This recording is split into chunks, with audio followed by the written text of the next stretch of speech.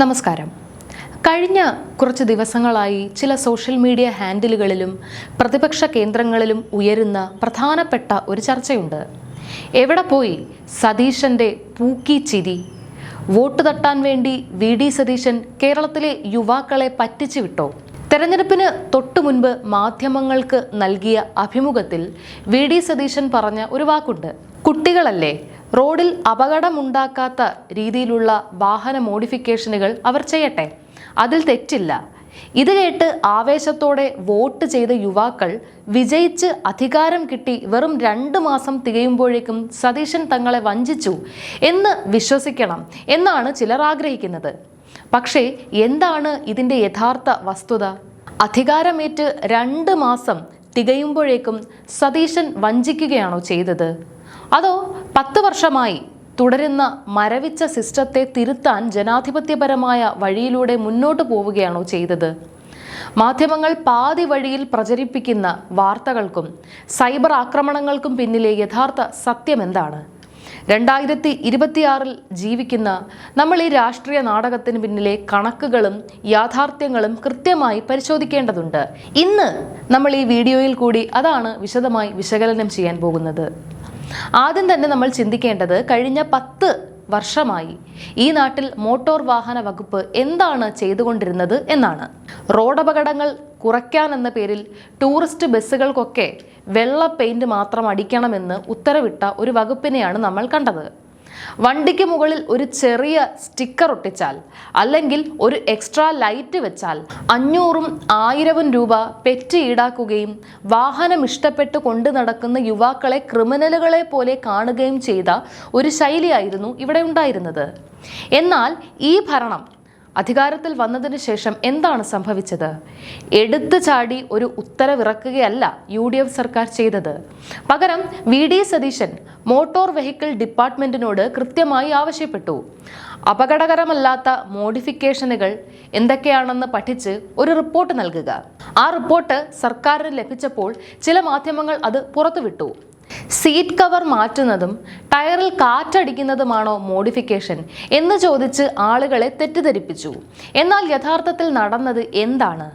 ഇന്ന് motor vehicle department പൊതുജനങ്ങളോട്, പ്രത്യേകിച്ച് വാഹനങ്ങളെ സ്നേഹിക്കുന്ന യുവാക്കളോട് ചോദിക്കുകയാണ്, നിങ്ങൾക്ക് എന്തൊക്കെ മാറ്റങ്ങളാണ് വേണ്ടത്? അപകടമില്ലാത്ത രീതിയിൽ എങ്ങനെയൊക്കെ വാഹനങ്ങൾ മോഡിഫൈ ചെയ്യാം? അതിനായി 10 ദിവസത്തെ സമയമാണ് ജനങ്ങൾക്ക് നൽകിയിരിക്കുന്നത്. ഒരു പരിഷ്കാരം കൊണ്ടുവരുമ്പോൾ അതിൽ ജനങ്ങളുടെ അഭിപ്രായം ചോദിക്കുന്നതിനെയാണോ നിങ്ങൾ വഞ്ചന എന്ന് വിളിക്കുന്നത്? അതോ ഇതാണോ യഥാർത്ഥ ജനാധിപത്യം? ഇവിടെ ഉയർന്നു വരുന്ന മറ്റൊരു പ്രധാനപ്പെട്ട യുക്തിയുണ്ട്. ഇന്ത്യയിലുടനീളം വാഹനങ്ങളുടെ ആക്സസറികളും മോഡിഫിക്കേഷൻ സാധനങ്ങളും വിൽക്കുന്നുണ്ട്. ഇതിൽ നിന്ന് കേന്ദ്ര സർക്കാരും സംസ്ഥാന സർക്കാരും കോടിക്കണക്കിന് രൂപ GST നികുതിയായി പിരിച്ചെടുക്കുന്നുമുണ്ട്.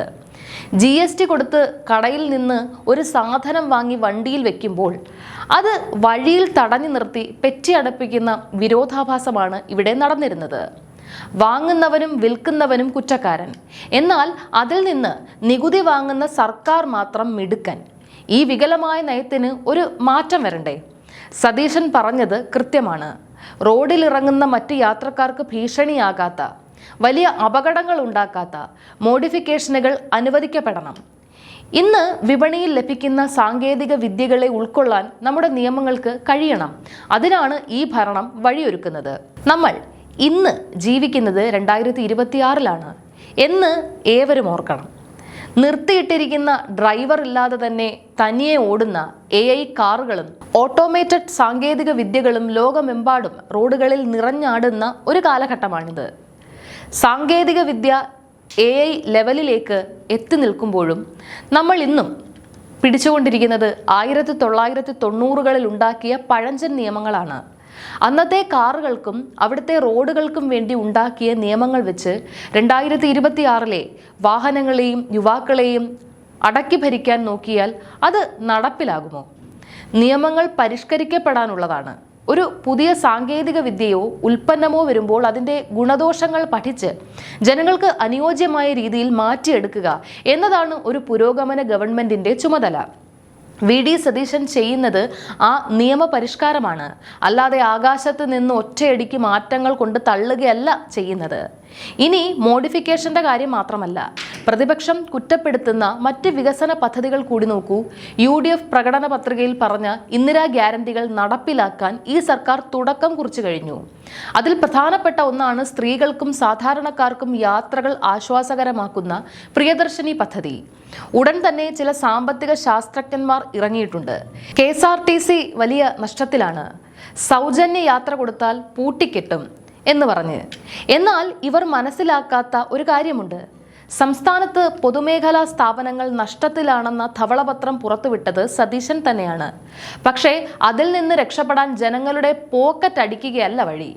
പരസ്യങ്ങളിൽ നിന്നും സ്റ്റാൻഡുകളിലെ മറ്റ് വാണിജ്യ സമുച്ചയങ്ങളിൽ നിന്നും പണം കണ്ടെത്തി ബജറ്റിൽ നിന്ന് കൃത്യമായ വിഹിതം മാറ്റിവെച്ചാണ് പ്രിയദർശിനി പദ്ധതി ആദ്യ ഘട്ടമായി നടപ്പിലാക്കുന്നത്. രാവിലെ ജോലിക്ക് പോകാൻ അയൽപ്പക്കത്ത് നിന്ന് 10-20 രൂപ കടം വാങ്ങേണ്ടി വരുന്ന സാധാരണക്കാരായ എത്രയോ അമ്മമാരും പെങ്ങന്മാരുമുണ്ട് നമ്മുടെ നാട്ടിൽ. അവരെ സംബന്ധിച്ച് ദിവസവും ആ തുക ലഭിക്കാൻ പറ്റിയാൽ അത് വലിയൊരു ആശ്വാസമാണ്. ജനങ്ങളുടെ കയ്യിലേക്ക് പണവും ആശ്വാസവും എത്തിക്കുന്ന ഒരു സാമ്പത്തിക കാഴ്ചപ്പാടാണ് സതീശൻ മുന്നോട്ട് വയ്ക്കുന്നത്.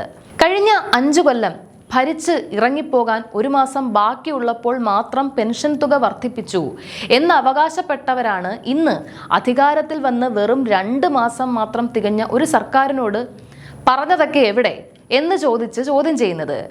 ഏതൊരു പദ്ധതി നടപ്പിലാക്കുമ്പോഴും അതിൻ്റെ പ്രായോഗിക വശങ്ങളും സുരക്ഷയും ജനങ്ങളുടെ അഭിപ്രായവും തേടേണ്ടതുണ്ട്. ആ ജനാധിപത്യപരമായ പഠനമാണ് ഇപ്പോൾ മോട്ടോർ വാഹന വകുപ്പിലും നടന്നുകൊണ്ടിരിക്കുന്നത്. തമാശ രൂപത്തിലുള്ള സൈബർ ആക്രമണങ്ങൾ കൊണ്ടോ വ്യാജ പ്രചാരണങ്ങൾ കൊണ്ടോ ഒരു സർക്കാരിൻ്റെ കൃത്യമായ പ്ലാനിങ്ങിനെ തകർക്കാൻ കഴിയില്ല. വാഹനങ്ങളെ സ്നേഹിക്കുന്ന യുവാക്കൾക്കൊപ്പവും ജീവിക്കാൻ കഷ്ടപ്പെടുന്ന സാധാരണക്കാർക്കൊപ്പവും നിൽക്കുന്ന ഈ ഭരണശൈലിയെക്കുറിച്ച് നിങ്ങൾക്ക് എന്താണ് പറയാനുള്ളത്? തീർച്ചയായും നിങ്ങളുടെ അഭിപ്രായങ്ങൾ താഴെ കമന്റ് ബോക്സിൽ രേഖപ്പെടുത്തുക. നന്ദി.